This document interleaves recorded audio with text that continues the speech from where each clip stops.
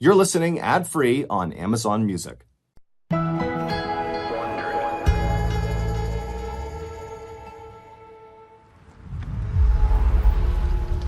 middle-aged man felt angrier and angrier as he drove home from his latest doctor's appointment. The man had been to see the doctor 4 times about his breathing difficulties, and each time the doctor had taken chest x-rays, but he couldn't figure out what was wrong. The doctor thought that, medically speaking, the man was fine, but the man knew he was far from fine.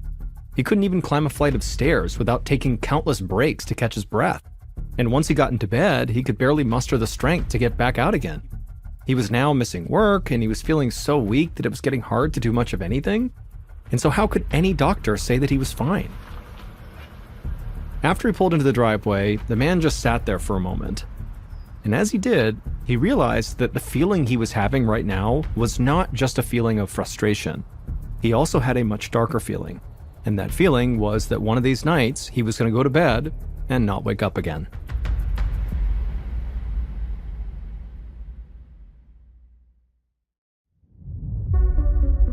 From Ballin Studios and Wondery, I'm Mr. Ballin, and this is Mr. Ballin's Medical Mysteries, where every week we will explore a new, baffling mystery originating from the one place we all can't escape, our own bodies. If you like today's story, please attach a very active hornet's nest to the inside of the follow button's toilet bowl, and then close the lid and walk away. The world can be a scary place, especially when it comes to getting sick. You could catch a virus at the gym, you could pick up a foodborne bacteria at your local restaurant, or you could even get bit by a deadly bug out for a walk on your favorite hiking trail. I mean, there are dangers everywhere, and so sometimes it just feels safer to stay at home, safe and sound on the couch. But in this episode, you'll hear 2 stories about people who found out just how dangerous staying home can actually be. Our first story is about a man in Scotland whose house becomes a living nightmare. And our second story is about a young man in Australia who found out that just sitting on your couch can actually become a health disaster. Here is our first story called A Step Too Far. On a Saturday afternoon in August of 2016, 43-year-old Philip Mackey dragged a ladder into his bathroom. Philip and his wife Marnie were working hard to fix up their home in Aberdeenshire, Scotland. And Philip, frankly, spent a lot of his weekends on these types of home improvement projects, so this was very typical. Philip carefully opened up the ladder in a corner of the bathroom and climbed up. Once he was up there, Marnie handed him a spray bottle that contained water and bleach, and then she stood back to supervise from the doorway. Philip sprayed the mixture liberally onto a cluster of mold that had grown in the corner of the room. It occurred to him that he probably should wear a face mask, but it was too late for that now. When Philip was done, he tossed the spray bottle back down to Marnie, who caught it in one hand, and then laughed at what an efficient home improvement team they had become. Philip checked his watch, and to his surprise, it was almost 5 p.m. He realized he needed to jump in the shower right away. Philip played saxophone and guitar for a local band on the weekends, and they had a show tonight.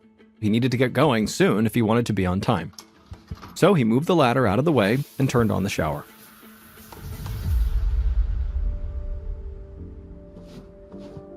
"15 minutes later, Philip toweled off and pulled some clothes out of his closet. He laid them out on the bed next to their cat, who was fast asleep in a tight little ball. As Philip threw his shirt on, he took a moment to look around his bedroom. The fresh coat of paint that he and Marnie had applied to the room only a week ago made the room look so polished. They'd also hung new curtains and bought a cozy feather comforter and down pillows for the bed, and so they were really starting to turn their house into a home. Philip was now running late, so he buttoned his shirt as fast as he could as he hurried down the stairs. But when he got to the landing and reached for his jacket, he had to pause to catch his breath. Philip could feel his heart pounding. It had been a while since he'd been to the gym, but he hadn't realized he was this out of shape. He felt a little embarrassed, but he didn't have time to dwell on it. Philip was in a hurry, so he grabbed his jacket and headed out the door. By the time Philip walked into the pub down the road, his pulse was back to normal and he felt okay.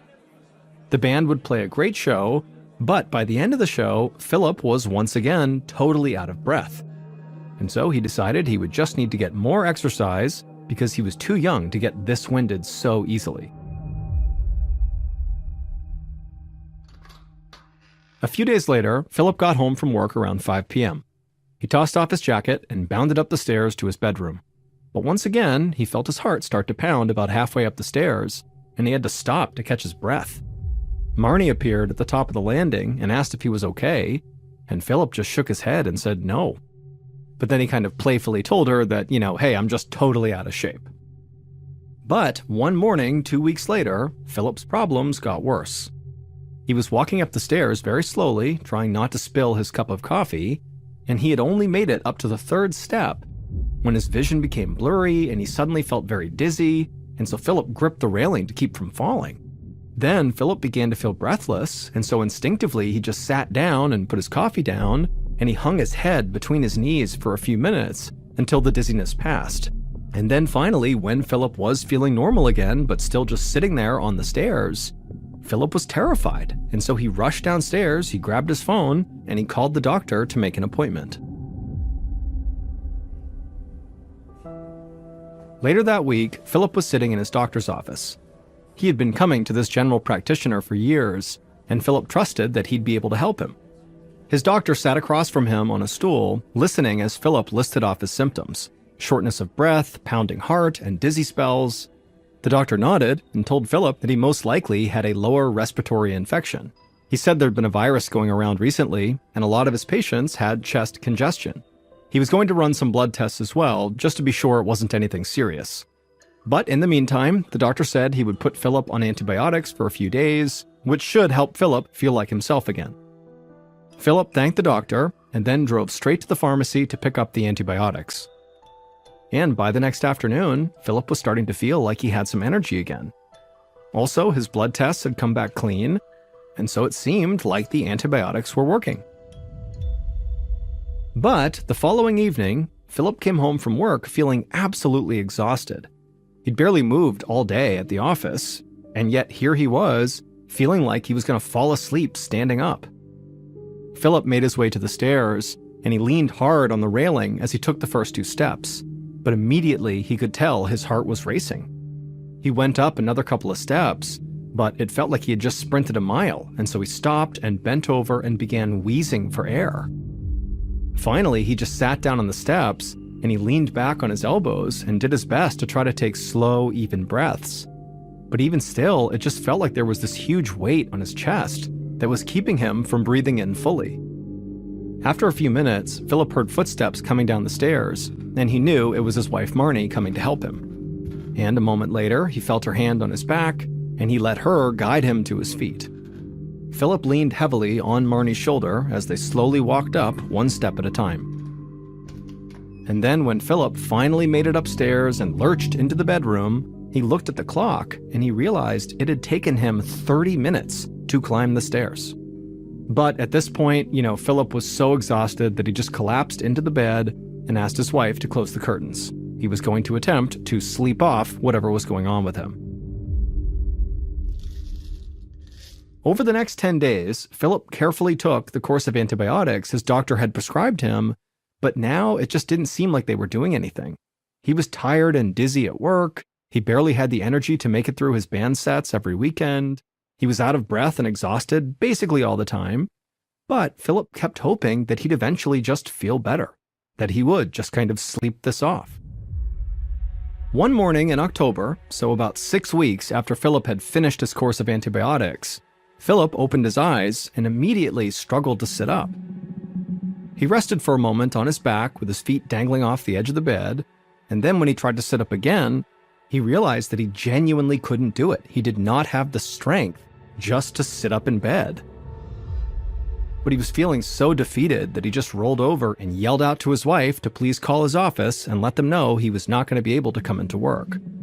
Then Philip just closed his eyes and slept for the entire rest of the day. But later that night at around 2 a.m., so technically the next morning, Philip did finally wake up, but when he did, he again felt that intense pressure on his chest that made it hard to breathe. Except this time, the pressure was so intense, he literally felt like he was suffocating. And Philip's flailing woke up his wife, and as soon as she looked over and saw her husband was having this emergency, she reached for her phone to call the hospital. But right at that exact moment, Philip's lungs relaxed just enough to allow him to take in a full breath of air. And so suddenly he was calmed down for a second, and he just grabbed his wife's arm and he told her, "Don't call an ambulance." Marnie was caught off guard by his request, and so she flipped on the light and just stared at her husband, but she did put the phone down. And she would agree not to call an ambulance, but she told Philip they were done waiting whatever this was out, that he would, very soon, need to seek out medical help. Several weeks later, Philip sat in his longtime doctor's office feeling frustrated and exhausted as he waited for yet another set of x-rays of his chest. He was hoping that this time, the x-ray would actually show them why he was struggling to breathe. But this was the fourth appointment he'd made this month, and each time so far, the x-ray had come back looking totally normal. And without fail, his doctor would tell him that, hey, everything looks fine, and Philip would go home without any answers. Now, Philip trusted that his doctor knew what he was doing, but Philip was feeling extremely anxious and upset that his medical issues were still going undiagnosed. Philip was now spending most of his time in bed asleep. He had no energy, he hadn't been to work in over a month, and if he didn't get better, he would not be able to go back to work at all. And that would plunge him and Marnie into financial crisis. But that was just their financial situation. Philip also could feel his body literally breaking down. He was worried that eventually whatever was going on with him was going to kill him. Philip looked up when the door to the exam room opened, and he saw his doctor walk in, shaking his head solemnly. The doctor cleared his throat and told Philip that, once again, his x-ray looked totally normal. When Philip heard this, he just kind of snapped. Months of exhaustion and anxiety had finally bubbled up, and he just began to cry. He told his doctor that he just couldn't go on like this. The doctor sighed and nodded, agreeing that Philip was way too young to be in such dire health. The doctor was starting to suspect that Philip might need the advice of a specialist. There was a nearby clinic that specialized in urgent respiratory conditions, and the doctor promised he would call them ASAP. Philip thanked the doctor, but truthfully, he was skeptical about whether the specialist could actually help. But at the same time, he welcomed a new perspective because he was starting to give up hope.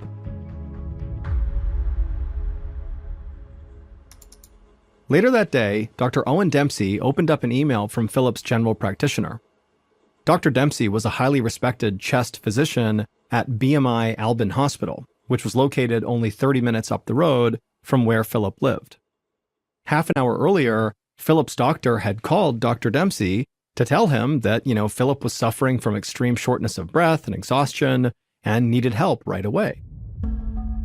Dr. Dempsey clicked on the email attachment, which was Philip's x-ray, and it popped up on the screen. Dr. Dempsey looked it over carefully. For the most part, Philip had healthy-looking lungs. However, something strange immediately jumped out at the chest physician.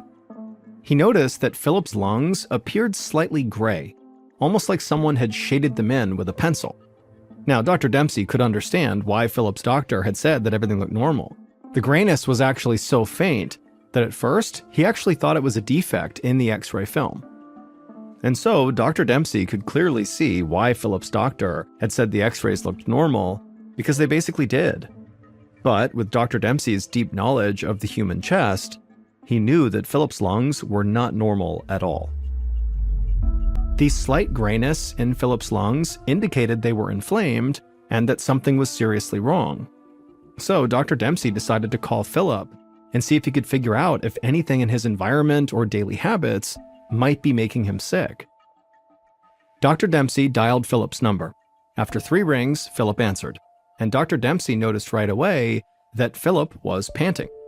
Dr. Dempsey had lung cancer patients who sounded better than Philip. Philip explained that the reason he was currently so out of breath was because he walked through his house to answer the phone. That was it. Dr. Dempsey was shocked. But when he told Philip how surprised he was at Philip's shortness of breath, Philip just laughed and said he was surprised too. He said it was getting really hard to think of himself as a healthy person now that he needed half an hour just to climb his own stairs. Dr. Dempsey knew that Philip must be incredibly stressed out, and he appreciated that Philip was actually still finding ways to make light of his situation. But as desperately as Dr. Dempsey wanted to help Philip out, he really had no idea how to do it. Dr. Dempsey told Philip that he believed he could be suffering from a severe allergic reaction. Things people have in their homes, like black mold or pet dander, can trigger severe and sometimes dangerous allergic reactions. And other times, people can bring things into their home from a trip that ultimately triggers an allergy. For a moment, all Dr. Dempsey heard was just wheezing on the other end of the line. And then Philip spoke, and he told the doctor that, for the past few months, he'd barely gotten out of bed, so he certainly wasn't traveling anywhere, even within his own community. And Philip couldn't think of anything in his house that could have caused such a terrible reaction. He said there was nothing new, just the same pets they'd had for years. Now, Philip did mention that there was some mold in their bathroom, but he'd taken care of it months ago and it never came back. The doctor eventually just began to quiz Philip about potential ways he could have been exposed. And time and again, Philip shot each of them down. Even before he got sick, Philip didn't go to a health spa or other humid environments where mold could grow. He rarely went into his attic, which can also harbor mold. And since he'd gotten sick, they'd stopped remodeling the house, so he definitely was not exposing himself to any kind of home improvement chemicals. Philip said he didn't even smoke.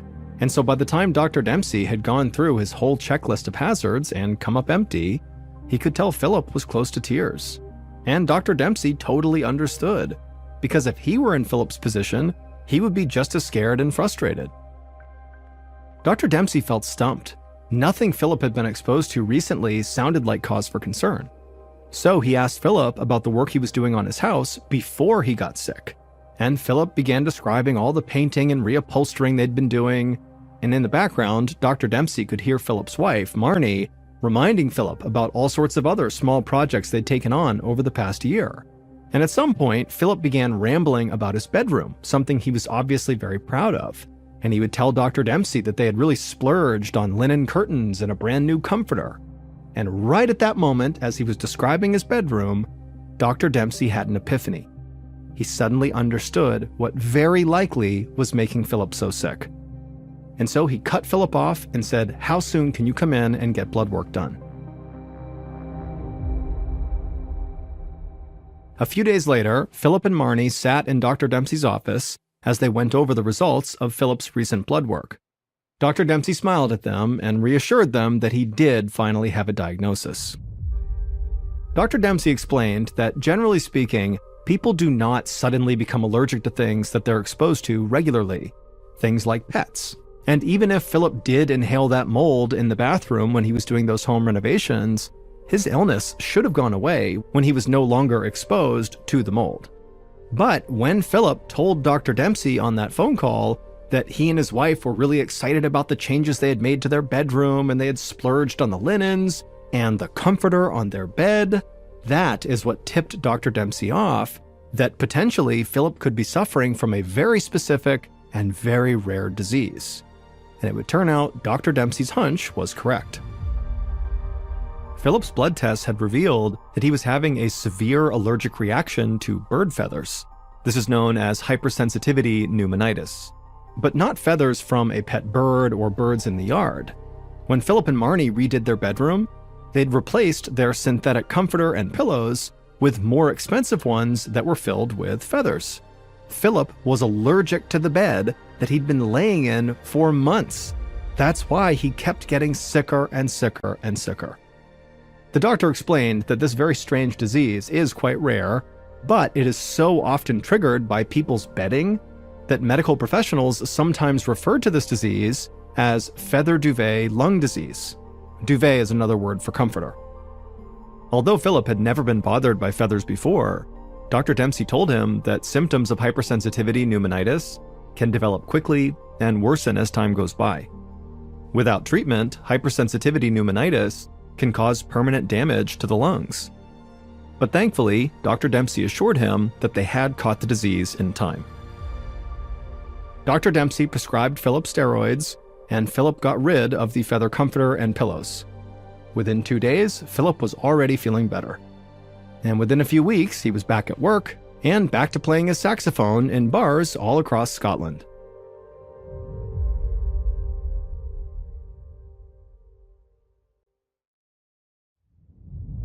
And now for our second story, which is called Dying of Boredom.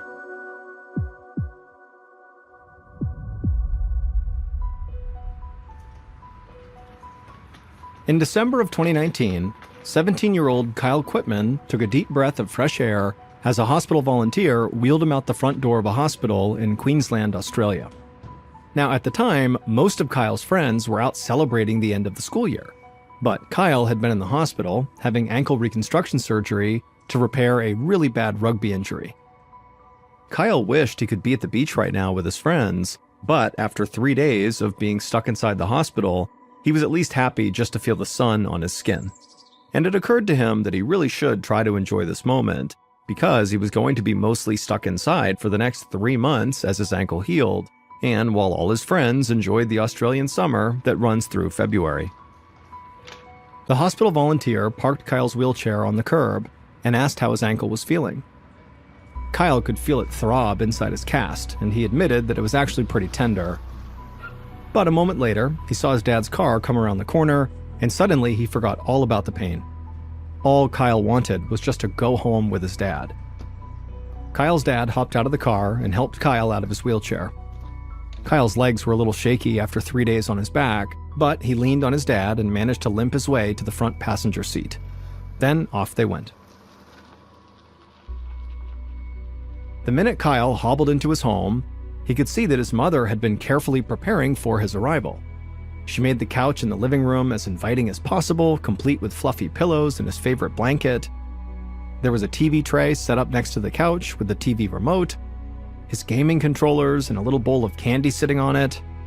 Kyle smiled at all the amazing comforts his mother had assembled, but at the same time he sort of frowned because this was also where he knew he would be spending basically all of his time for the next 12 weeks, and as nice as it was, it felt pretty cramped.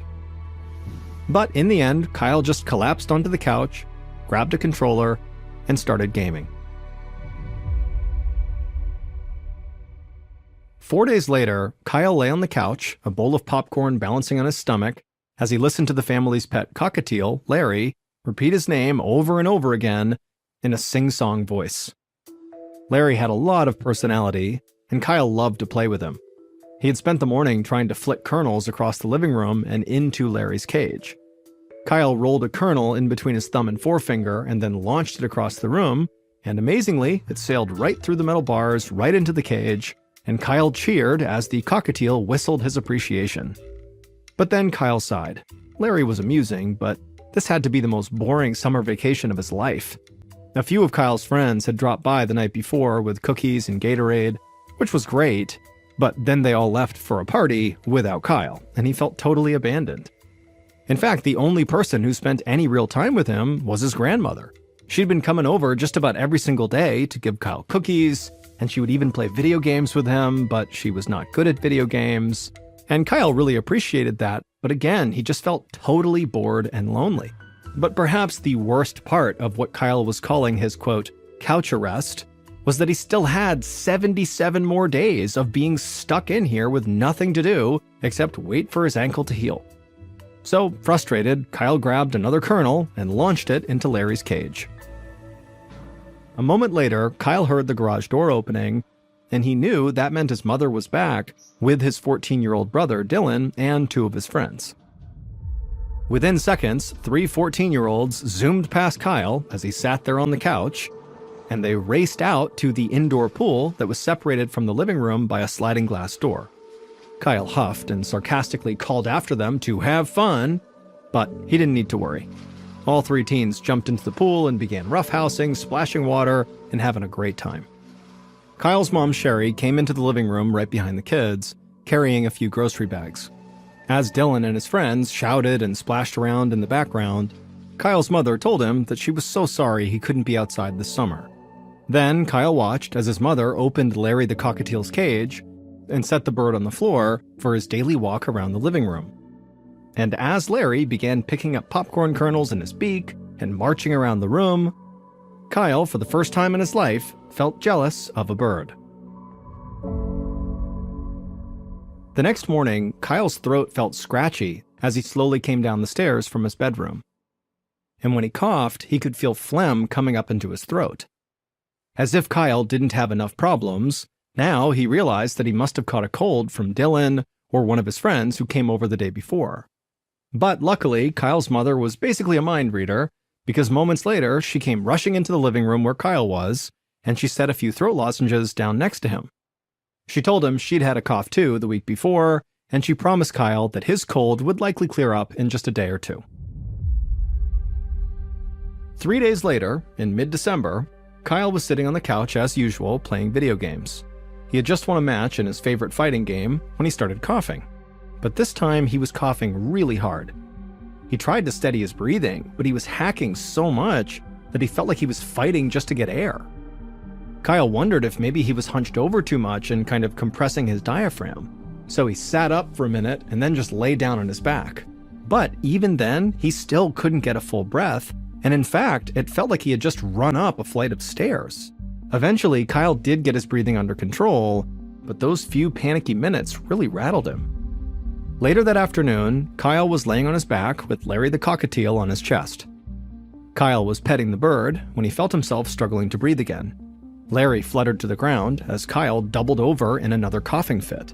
After a moment, Kyle heard footsteps coming swiftly toward the living room, and he knew his mom had heard him coughing. Moments later, Kyle's mom came flying into the room, and she put the back of her hand against Kyle's forehead, and she said he was burning up. She wondered aloud if Kyle maybe had an infection or some other complication from his surgery. Then she told Kyle that if he wasn't feeling better in the morning, they were going back to the hospital. And sure enough, by the following morning, Kyle was much worse. His stomach felt upset and his sheets were damp with sweat. His head was pounding so hard that he couldn't even open his eyes. He called out for his mom and cracked his eyelid just enough to see her come into the room. Kyle asked her for some aspirin, but Sherry thought he needed more help than that. She was going to stick to her guns and take him back to the hospital. About an hour later, Kyle laid back on the table in an examination room, his hands over his face to block the overhead light from hitting his super sensitive eyes. A doctor looked over Kyle's chart and asked if he had traveled recently or been exposed to anyone who was sick. Kyle scoffed at the idea he had been traveling anywhere and told the doctor that he hadn't left the house for 10 days. But Kyle had to admit he had been around some sick people.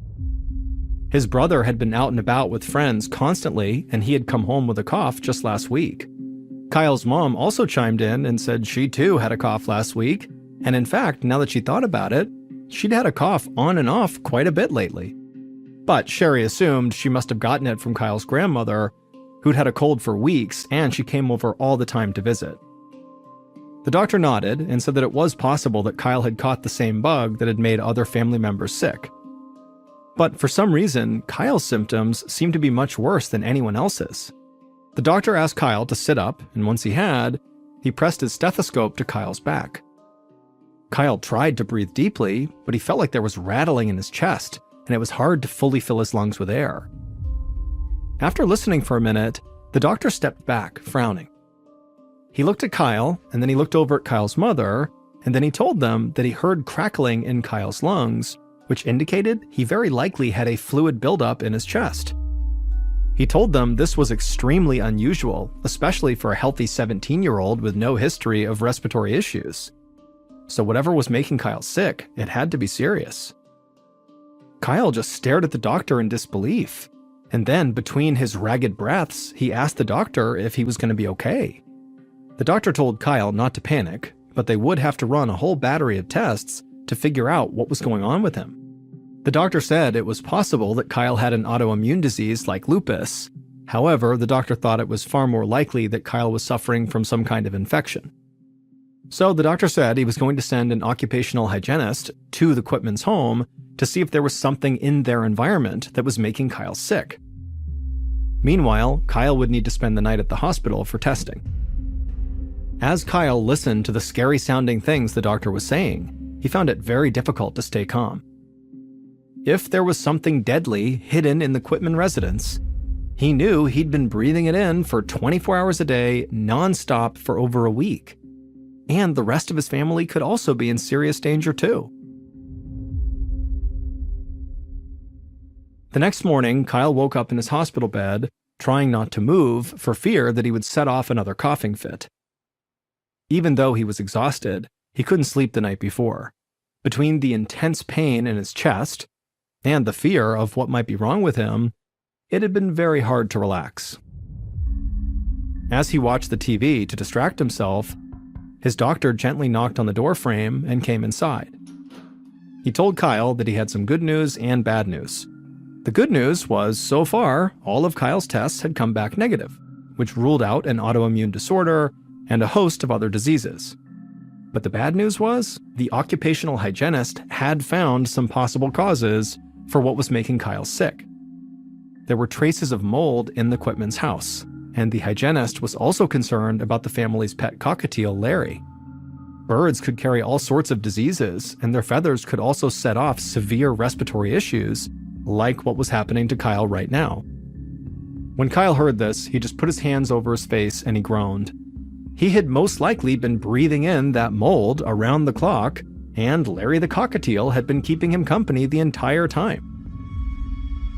Kyle asked the doctor if they'd have to get rid of their beloved bird in order to get better. The doctor shrugged and said he couldn't be sure yet.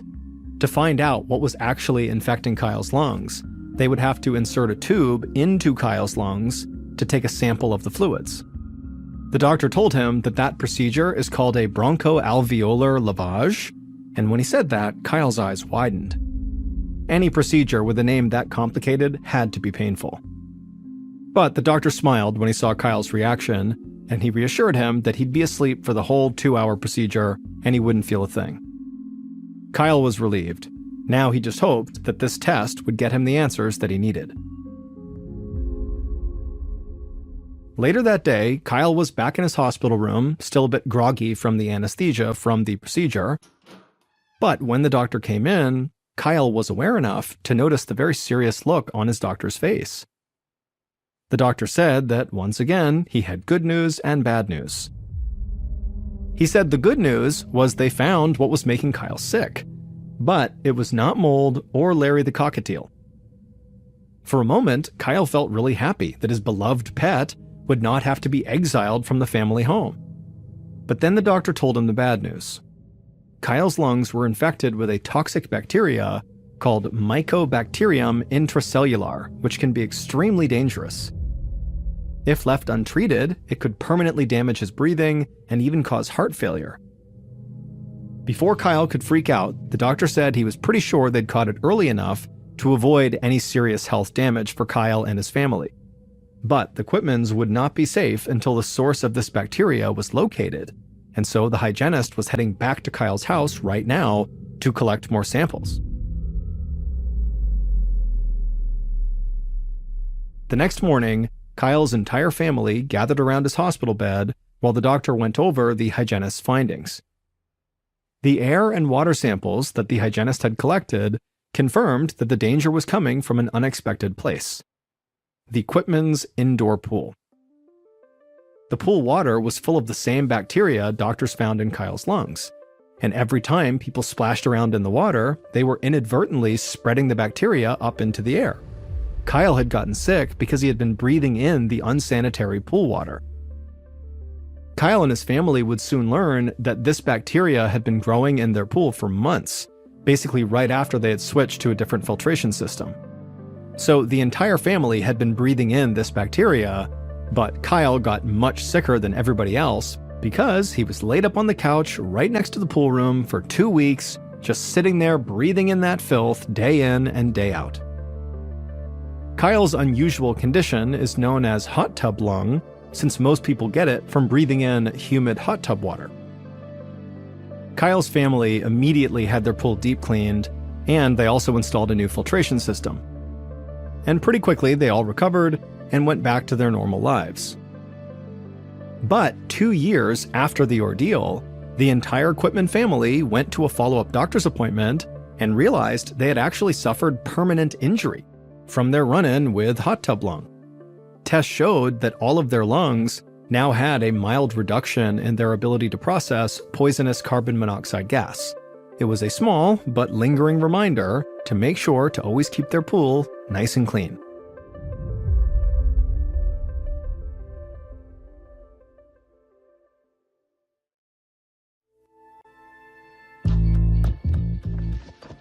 From Ballin Studios and Wondery, this is Mr. Ballin's Medical Mysteries, hosted by me, Mr. Ballin.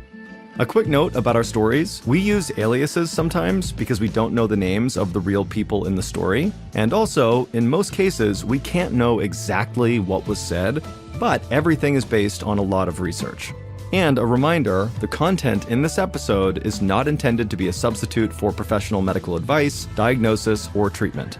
This episode was written by Aaron Lan. Our editor is Heather Dundas. Sound design is by Matthew Chaleli. Our managing producer is Sophia Martins. And our coordinating producer is Taylor Sniffen. Our senior producer is Alex Benedon. Our associate producers and researchers are Sarah Vitak and Tasia Palaconda. Fact-checking was done by Sheila Patterson. For Ballin Studios, our head of production is Zach Levitt. Script editing is by Scott Allen and Evan Allen. Our coordinating producer is Matub Zaire. Executive producers are myself, Mr. Ballin, and Nick Witters. For Wondery, our head of sound is Marcelino Villapando. Senior producers are Loredana Palavoda and Dave Schilling. Senior managing producer is Ryan Lohr. Our executive producers are Aaron O'Flaherty and Marshall Louis for Wondery.